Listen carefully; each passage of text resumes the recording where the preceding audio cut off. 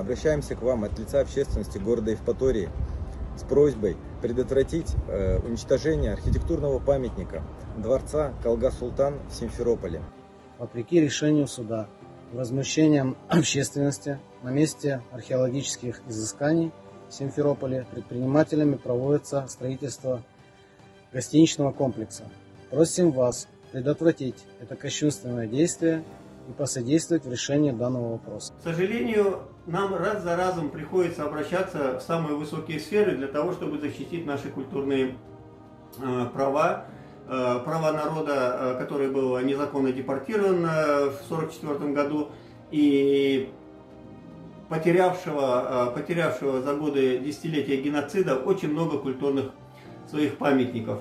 Исторический памятник крымско-татарского народа, место, где располагался дворец Калга-Султана, правителя Крымского ханства, он является достоянием не только крымско-татарского народа, но и других народов многоконфессиональной и многонациональной страны.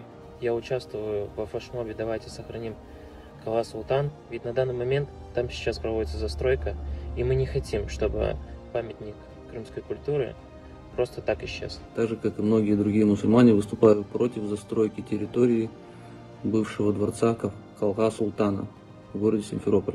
Надеюсь на вашу поддержку, а также содействие в решении данного вопроса.